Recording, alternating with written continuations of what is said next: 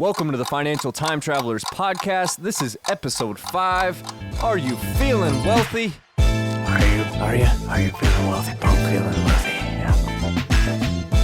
You did a pretty good job there. Yeah. I'll give it to you. I know. What did he have? Did he have a Desert Eagle? Like a 45? Is that No, a 45? Smith & Wesson. It was a Smith. Okay. It just looks like it has the triangle barrel. Yeah. Man, Clint Revolver. Eastwood. Yeah.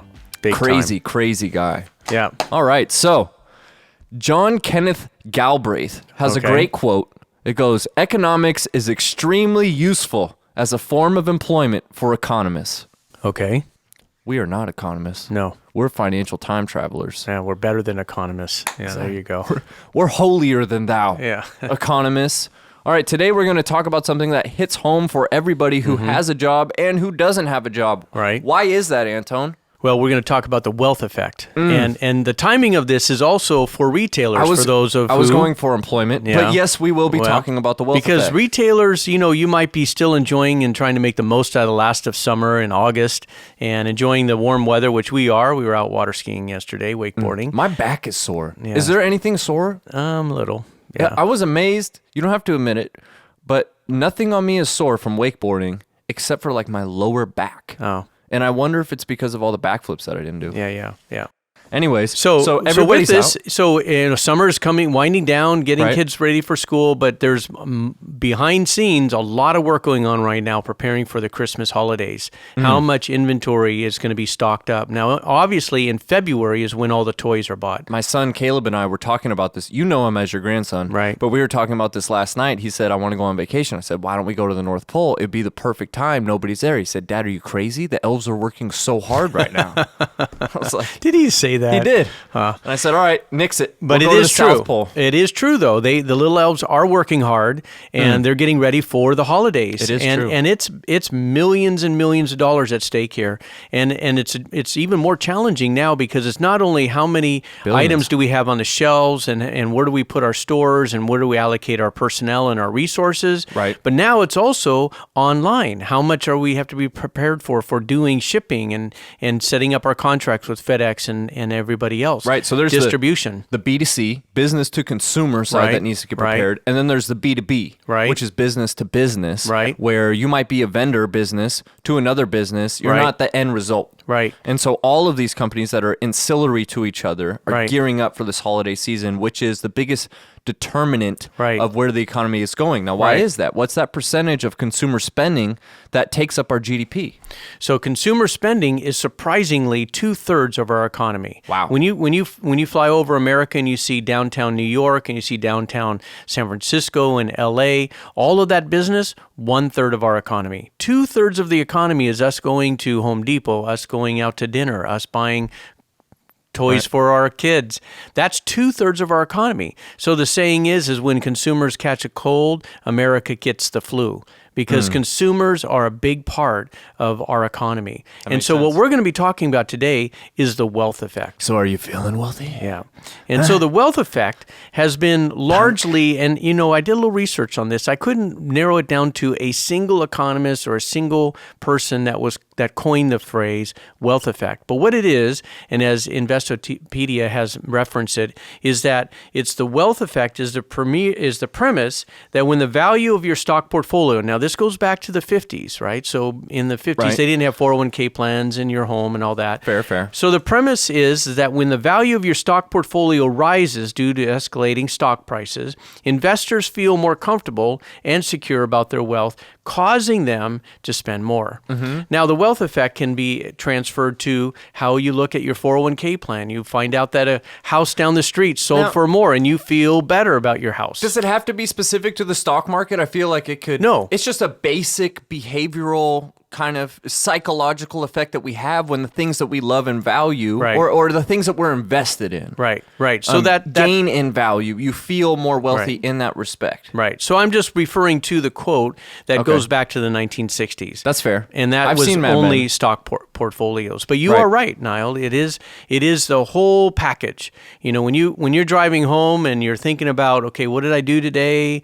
How am I going? This is August. How's this year going along, and you found out that a house sold down the street. You looked at your 401k plan. But how do you feel? But how do you feel? But how do you feel? But all of that is you as you're walking in the door and you've done your personal assessment. Right. If your house is going down, you just looked at your 401k, you weren't going to, but you went there anyway, and it's down.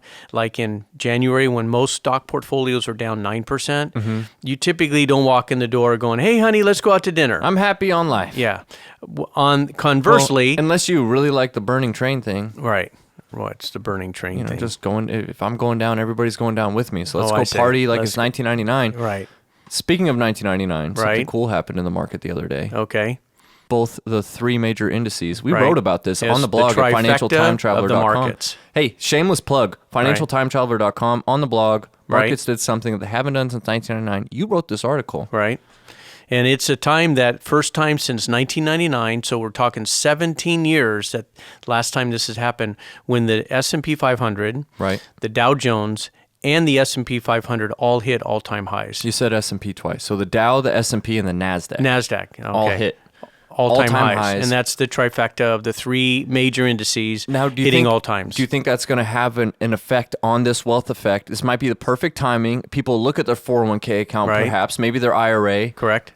If they haven't been actively managing this year, or they've been in the right spot, because there's been some major losers this year. Right. And if you look at the specialty categories, it almost flip-flopped. Right. Healthcare has been a major loser this year. For the past 5 years, been a huge winner. One of the top performing sectors. Right. And Right. so, and as we look at inflows and outflows, I think that might have an effect on the wealth as we get into that 66% of our GDP is in consumer spending. Right. But where is the majority of the consumer spending? At what time of the year are they spending their money? So that's a good point. So obviously the holidays, which is how we teed this up, is that the holidays are a big time for consumer spending and for retailers.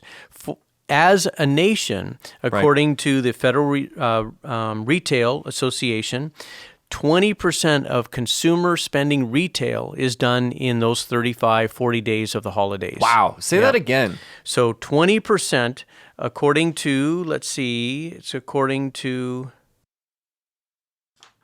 AntonBayer.com? AntonBayer.com. No. Which you can go to, by the way. Quick little segue. there isn't Everybody. AntonBayer.com. Oh, it's no longer there? No. The fingerprints to building wealth. No. What was your book that you wrote? I got it right here. This is a great time. You look for it. Exposing the Myths to Achieving Financial Success. Written by Anton James Bayer, certified financial planner, here on financialtimetraveler.com. He doesn't have the source, but it's all good. All right. So here it is. Here's a source. Ready? I'm ready when you are. So Green Street Advisors, they did a survey and a study in which that the sales growth that too. I'm sorry. of sales growth from last year to this year has been projected to drop by 50%, and sales growth of retail sales of 1.2%. The National Retail Federation reported that 20% of retail sales are made during the holiday seasons. On average, That's amazing. 30% of many companies' annual sales are in those 35 to 40 days. Guess what industry is most dependent upon the holiday seasons for their sales? Retail. No, what area, what particular? Technology? No, Greeting cards? no, but close. Jewelry. Jewelry, 40%, almost half of their sales of the year are in those 35 to 40. So fat. We're in the wrong Yeah, business, Dad. yeah. This is officially a jeweler's So when you're podcast. walking by Ginzerly, they're looking for you. You're So, going to like all the right. way you look. Yeah, so with that, so what our point know. here is that retail sales are very important to the economy, 66% of Right. our economy, and then you tee that up and concentrate that 20 to 30% of retail sales are in those 35, 45 days. So you can see why a lot of the retailers are starting to stress out about how much inventory do they need, how do they pack their stores, how they position their aisles, and then more Right. importantly, how are they doing, because internet sales are growing rapidly. More and more people are choosing to click at home than get in their car and fight the malls and get in and try and find what they need for their loved ones. As an investor who's trying to build wealth, Right? you know that 66% of the GDP yearly, comes from inflows of consumers spending money. Right. We know that 40% of it is jewelry. Right. Why is that not reflected in the stock market immediately with the efficient market hypothesis Right. into jewelry stores? For instance, why are they not Tiffany. up? Why are they not up 40% year to year? Can you explain that Right. a little bit? So part of that is because consumer sentiment, which is doing really well. So we're going to have a chart that we're going to show you now. So the University of Michigan, every month they put out a census. They literally call 1,000 households, and they ask them a battery of questions about how they feel. And then they put out these reports. So that's part of what the University of Michigan's financial department does, their finance department. So in this chart that you're looking at, Sounds like a great job. yeah. How are you feeling? So in December 2014, going to January 2015, was a 4-year high of consumer sentiment. So consumer and consumer confidence, which is another report that University of Michigan puts out, consumer confidence and consumer sentiment, reached 4-year highs in January 2015. So that's good news. So with the wealth effect that we just talked about, one would think that retail sales would be at 4-year high. Right. But the opposite is happening. What is actually happening is that coincidentally, in January 2015 was a 4-year low change in consumers slowing down their spending. And in fact, since January 2015, the average annual increase of consumer spending was averaging about 5% a year prior to January 2015. Literally that month, it dropped off like a cliff. And since then, and this is the retail sales report, the magenta line here is showing the annual change in retail sales, and it has plummeted down to about 2%. And this does directly affect stocks. Correct. A lot of people think, and I'm sorry to kind of dumb this down a little bit, is that all of this money that goes into these companies, they still have to manage that money to be able to shoot it back to their stockholders. Correct. Right? And so you might not see a stock price go up 40% because they got 40% of the GDP. Right. And that's because of the money management that goes into it, which is where it's important to research and to rely on professionals who have the research into these individual positions as well as an overall portfolio. But if you hold just an index fund, let's say an S&P index fund, where there are plenty of companies like Apple being the largest that sells consumer products, when we research consumer sentiment, it's starting to get priced in. Like what University of Michigan is doing, what we're reading now, is as soon as they get that data, it's reflected into the stock price because they're already predicting what is their value going to be around certain holiday times. Although it's not set in stone, which is where the variables come into play because the actual holiday season hasn't come yet. So we don't know exactly how much they're going to spend. But investors invest on projections. Right. They want to buy in advance, and then when the event takes place, then they sell. So it's buying the news and then buying the rumor, selling the news. So the rumor is whether or not it's going to be a good holiday season for retailers. When it actually happens, you're selling. When you're reading it in the papers that sales are looking good, holiday sales are up, you're selling. Exactly. Unfortunately, most amateurs are reading that, not even thinking in August as they're still enjoying the last of their summer, thinking about what should I be buying. Well, 3 months from now, it's going to be cold. We're going to be buying coats. Black Friday is right around the corner. Right. And so now the way that you build wealth is you always have to be ahead of the game. And that's why we're talking about this today. The wealth effect and being able to project out how the winter sales are going to be, the holiday sales will be, and what will be good opportunities for investors going forward. What's another indicator that we look at? So we look at consumer sentiment. Right. We look at retail sales, obviously, as they're trending. Right. But then also maybe we're looking at what the Fed looks at with the dual mandate, which would be what's going on in the labor market. Right.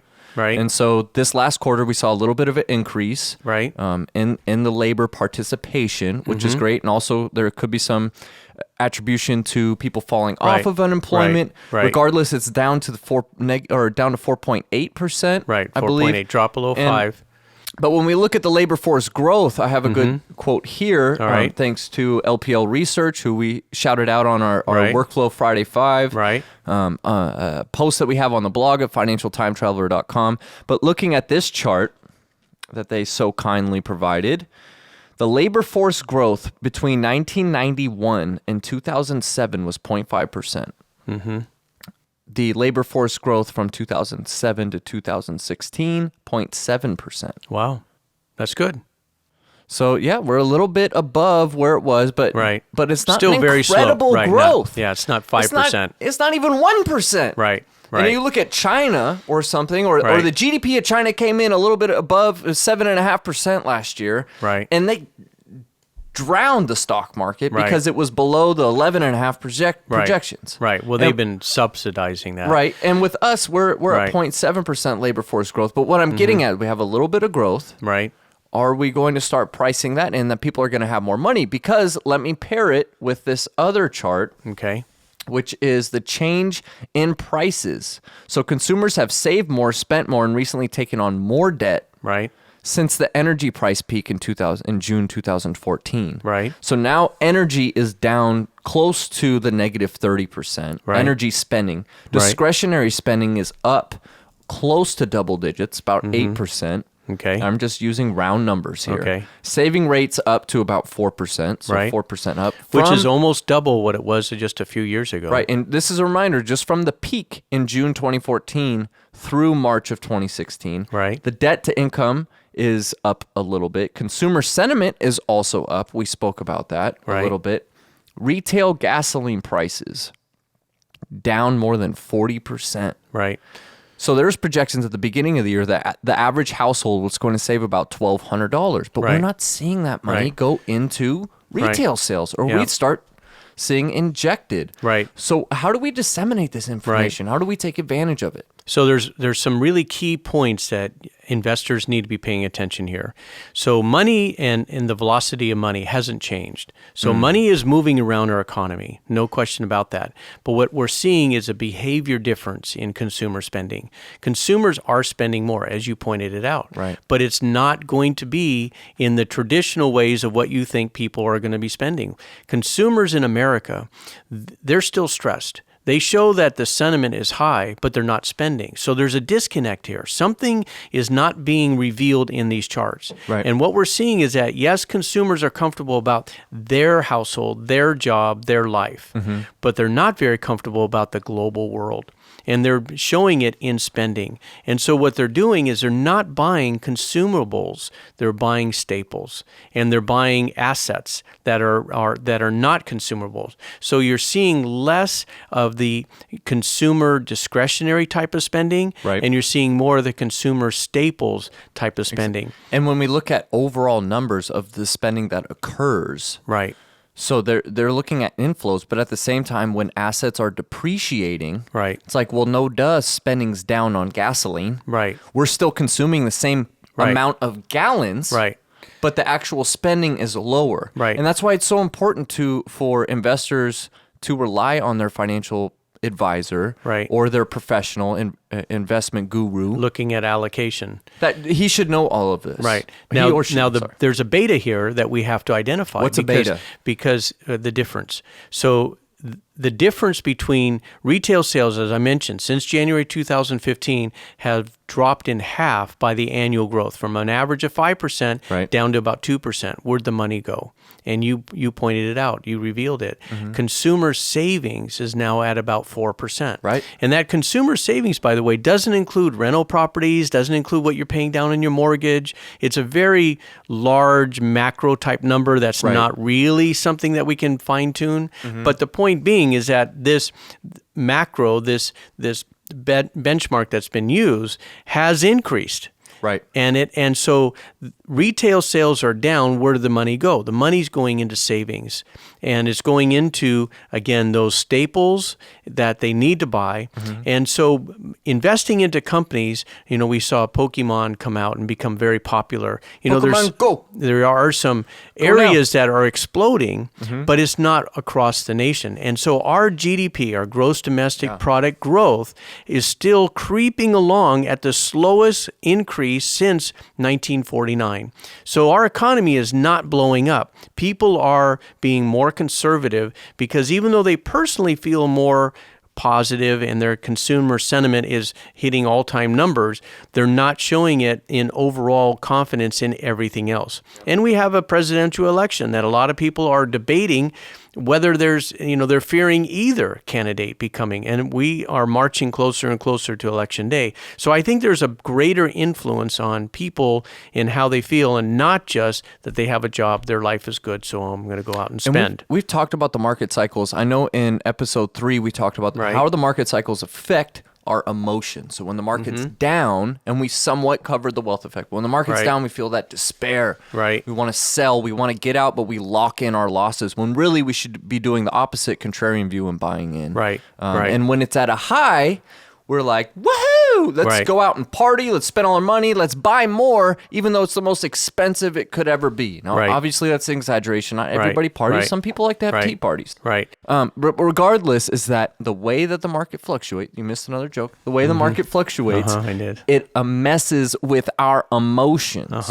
Right. And just like the market has inefficiencies built into it because of emotions and momentum and other variables that we'll get into as you continue to listen and subscribe and share with your friends who also subscribe, is that there are certain fundamentals that we have as humans that kind of are taken into consideration, and we need to watch them. Right. Especially how we feel with our own spending, and then as well as with our own savings and investing. And I think it's been very interesting looking at these employment research benefit studies, or Employment Benefit Research Institute studies that roll out year over year, and it's a retirement confidence survey. Right. And so they do the interviews similar to what you were saying with the University of Michigan, but it's an independent research company. And they call up different companies and plan sponsors, speak with participants of the 401k plans, ask them how confident they are in their retirement savings. So this is much longer term than what we're talking about, leading indicators. And people are getting more and more confident as we've rolled out. 2011 was the dip when people felt the least confident in their retirement savings, and it's getting better and better, and that savings rate's going up. But when we look at earnings for companies in the second, it's going down. 6 quarters in a row. The only 2 that were positive, and I'll share that with you, is technology and utilities. Thank God for the touchscreen. For 2000. Second half 2016's earning revision since July 1st. We got technology in the positive territory. I mean, barely. We're talking about basis points here. Right. So below 1%, but everything consumer staples on down. Telecom, healthcare, S&P, industrials, materials, financials, consumer discretion, and energy. As a whole, the S&P 500 earnings of all 500 companies, their global, their group average has declined 6 quarters in a row, and this last quarter between 4 and 5%. So earnings are continually going down, which is a direct result of consumers not spending. However, stock market is up. What does this mean? Is there a disconnect between current values of stocks and what is happening in reality? We wrote about this this week. We're seeing a big disconnect, and what disconnects are bubbles. But back to but this bubble might grow bigger because the breadth that we have with the growth is much larger. Right. As opposed to we were on very thin lines. I mean, but the hindsight bias. Right. Hindsight bias is going to get us. So the wealth effect has been a theory for many, many years that as one's personal finances are improving, you're going to feel better. And if you feel better, you're going to spend. Right. And what we're talking about here is that going into the holidays, consumers are feeling better, but the spending is not there. So now what's our takeaway? Do we feel that the holiday sales are not going to be good? They are going to be good. We don't have a crystal ball. Right. However, there's one last piece of information we need to point out is that all of these indicators and these charts and indices that we've pointed at, you have to determine what is a leading indicator and what is a trailing indicator. Or lagging indicator. Or lagging. That's great. And so what we're talking about, a large part of what we're talking about are lagging indicators. We're looking at the rear view mirror. Consumer sentiment peaked in 2015, and it has maintained a very high rating according to University of Michigan. Meanwhile, retail sales have dropped off. So that's all hindsight. It's interesting. That could change tomorrow. Yeah. And so one of the factors that we look at as far as leading indicators of what may be the future is, are more people employed? Is there more money in the economy? If you don't have money, you can't spend it. Are new homes being built? Yes, are homes being built? Are mortgages available? And what we're seeing is a slow improving of many of these areas. the question remains is as people are building up their savings, will they spend it? Doing That is the question, of course. But if they have savings, they can spend it. If they have a job, they can afford to go to the store and buy presents. So our view going into the latter part of this year is that we have a reasonably optimistic view on holiday sales, but it probably won't be robust. People are learning from 2008. That was only 8 years ago.